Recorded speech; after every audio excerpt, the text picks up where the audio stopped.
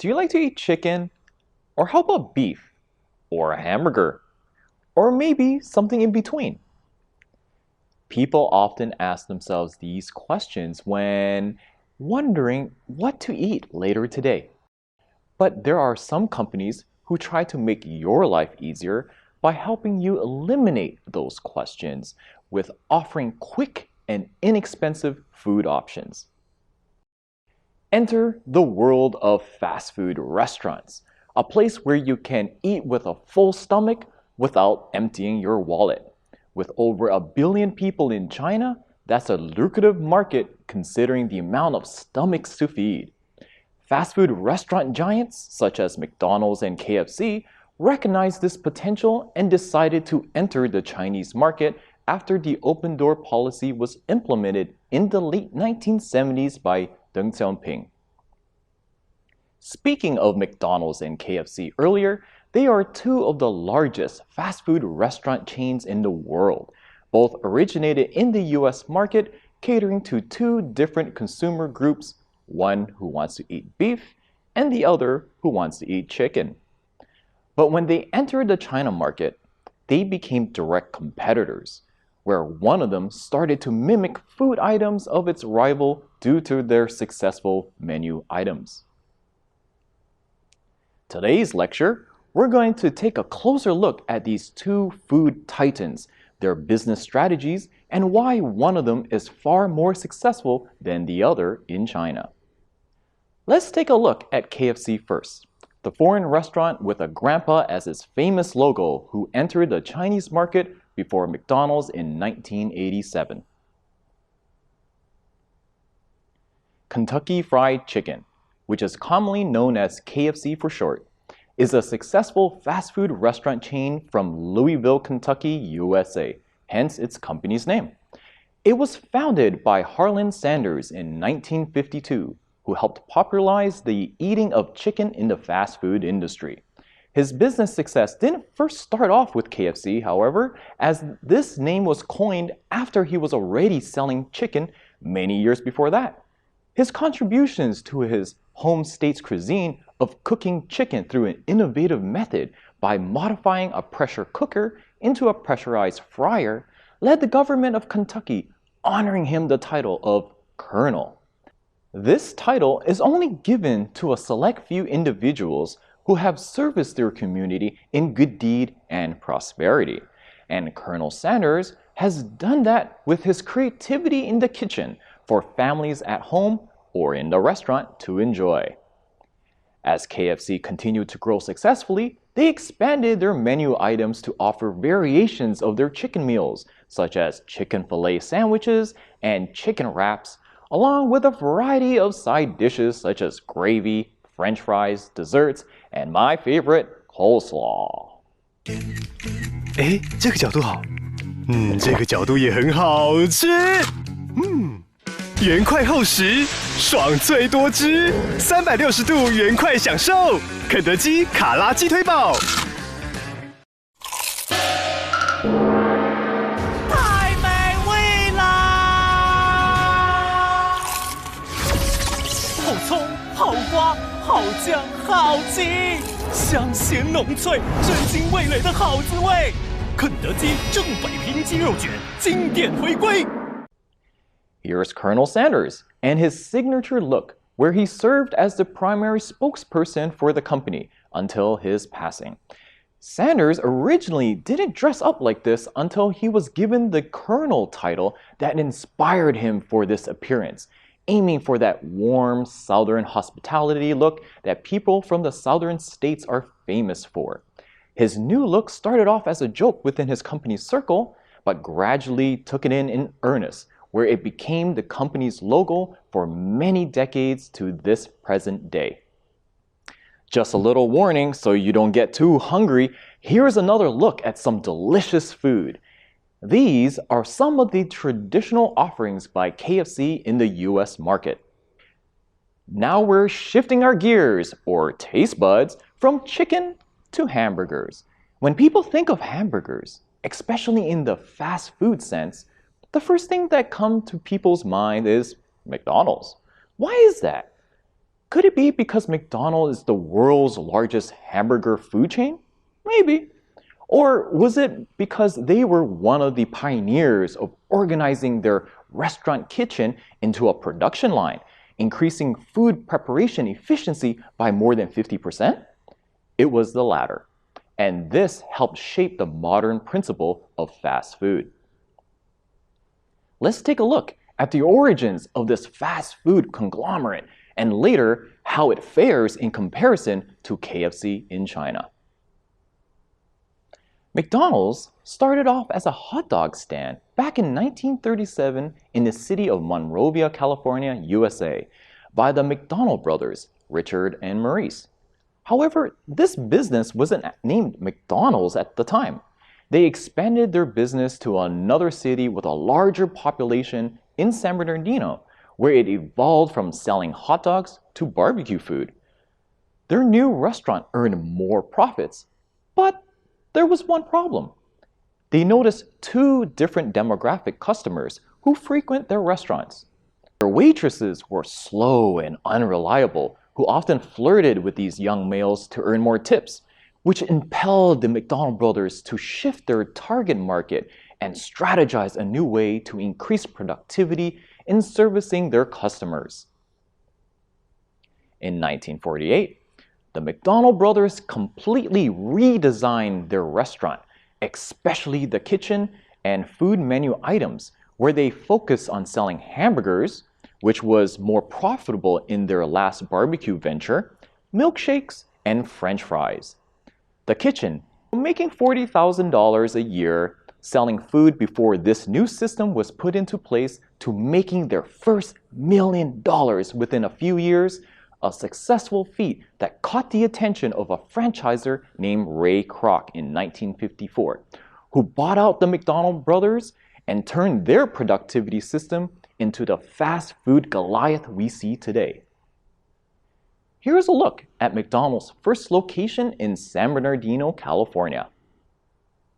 And the portrait of the McDonald brothers, the creative geniuses behind the speedy service system that helped propel the fast food industry. And here is Ray Kroc, the businessman credited for McDonald's global expansion to become the fast food powerhouse. The famous golden arches that served as McDonald's logo since its founding. They are regarded as one of the most recognizable logos in the world. McDonald's has used a clown character as its mascot since 1963.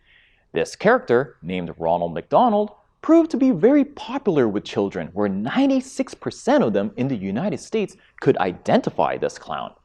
The only character in the world with a higher degree of recognition than Ronald McDonald is Santa Claus. The strategic plan to use such a character was to create an imaginary tale where this clown lived in McDonald land with other colorful characters enjoying Happy Meals. What are Happy Meals? Well, they are meals to make you happy. If you're a kid, it's a kid's meal consisting of a main item such as a hamburger, side item such as French fries or fruit, a drink, and the main event of the meal, a small toy that came included with every order. This strategy proved to be very successful worldwide because when children are going to McDonald's to eat, their parents or guardians who are accompanying them increase the likelihood of those adults purchasing a meal for themselves too, further boosting sales where McDonald's are not just making children happy, but making themselves happy as well. So with the success stories by KFC and McDonald's, focusing on different customers with different tastes, they eventually made their way into their biggest market yet, China. How did they do? Did their successful business model work the same way in China as it did in the US? Well, let's find out. Regarding fast food in general, McDonald's have enjoyed its dominance with more restaurants open worldwide to at least 36,000 locations compared to KFC's 23,000. McDonald's and its clown mascot has been a symbol of globalization for many years, even giving rise to the term Burgernomics, where the Big Mac Index, named after McDonald's signature burger, was an informal method by economists to quickly measure the purchasing power parity between two country currencies. In the 1980s, China's economic reforms welcomed foreign businesses and investments, and here was where two fast food corporations decided to introduce Chinese people to their world-renowned food offerings. KFC made the first move in 1987 by opening its first branch in China. McDonald's followed suit a few years later and ended up continuing to follow KFC's every move instead of leading with less sales, less established stores, and less market share than KFC. Why? One word: localization. When KFC entered the Chinese market, they were quick to learn in adapting to change, meaning changing their menu to suit local tastes. With the largest population in the world to feed, that didn't mean serving the same recipe from the US would guarantee success, because China has many provinces and ethnic minorities where they don't eat the same style of Chinese food. For example, some regions like Sichuan prefer spicy food, Guangdong prefers a little sweet, northern provinces like it saltier, and so forth. KFC would even adopt some Chinese signature sauce, like hoisin sauce, into their food items to further suit the tastes of the many different flavors you can find across China. In addition to changing its food menu items, KFC has also added much more to the overall list, an average of 50 items in China compared to their US counterpart with only 29. China's KFC offers food that locals are very familiar with, such as soy milk, egg tarts, and fried donut sticks. These items just mentioned are also common breakfast food eaten by the Chinese, especially the congee, which is a traditional Chinese staple that takes extra time to make at home. In a regular life of eating 3 meals a day, breakfast time is highly valued by the Chinese, where they strongly believe it's the most important meal of the day and must eat to heart's content. China's KFC understood this and added a comprehensive number of breakfast items for hungry locals before they begin their day at work, school, or anything else they have in their agenda. In the West, pointing out the term fast food to the current generation typically carries the image of cheap and low-quality taste, but in China, KFC localized food items have successfully mimicked the taste of what Chinese people are accustomed to and at a reasonable price, winning praise by local customers, which led to more consumption and more sales. Here is an example of seeing a chicken wrap rolled up with much different ingredients than the typical chicken wrap served in the United States. This is a take on the famous Beijing roasted duck wrap with the usual condiments, but with KFC's signature chicken tenders instead of duck. Every now and then, you'll see a celebrity speaking or showcased on behalf of a company in its advertisements. KFC is no different. However, the Chinese people attach high value on family, in which you will see China's KFC advertising strategy also consists of emphasizing family backgrounds of ordinary people enjoying KFC meals in their commercials. The daily life of 3 generations happily spending time together and eating KFC presents a re-imaged branding of family and warmth. This can also be seen with the size of their restaurants, being at least 3 times the size of the US to hold families eating together than simply taking out to eat at home. When the Chinese people first caught a glimpse of KFC's logo, they were impressed by the company's respect for the elderly to have a grandpa warmly smiling in all of its branding.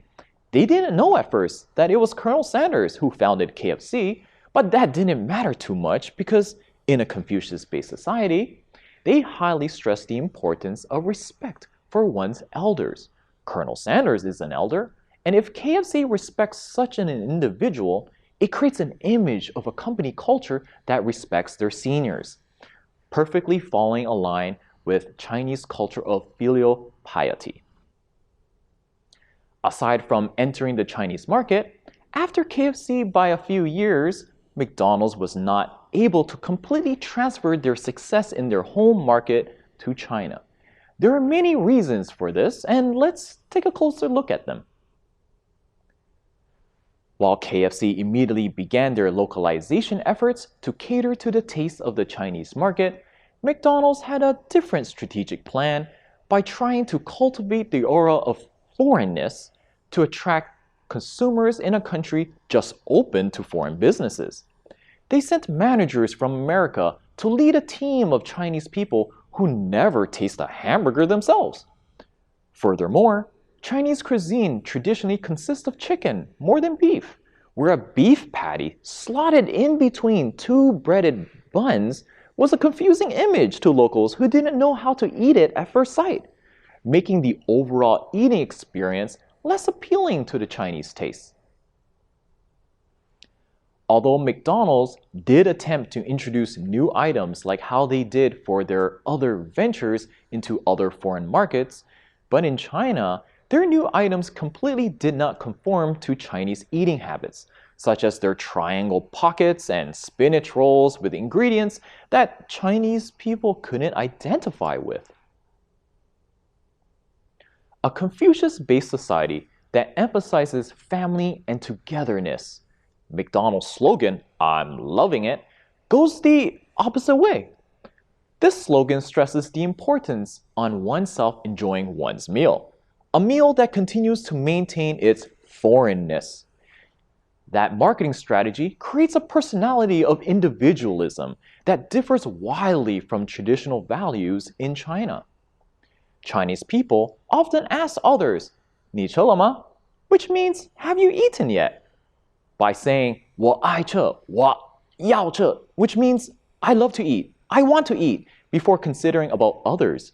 It creates an image of arrogance and selfishness by speaking of oneself first on loving to eat before considering the other person's feelings of whether he or she is hungry or not. This mentality put off a lot of locals who are not only confused and hesitating to try something new that's completely too foreign for their taste, but a message of me more than you differs too much for a family-based country. As we can see in the two fast food giants who originally focused on their respective markets in serving specifically different meals, one being chicken and the other beef, when entering a completely different market, a new strategy must take place. KFC ended up with focusing on localization, whereas McDonald's focused on attracting others based on its foreignness. The foreignness approach eventually led to some consumers distancing itself when another foreign brand localized its food to meet the needs and tastes of their new market. There's a saying by Confucius, where all people are the same, only their habits differ. And clearly, Chinese eating habits are very different from the West. And with KFC's ability to quickly adapt to those habits, they continue to succeed and excel beyond McDonald's passionate dream of loving it. This concludes today's lecture on a special look of two fast food giants entering the largest market by population to feed the dragon. Thank you.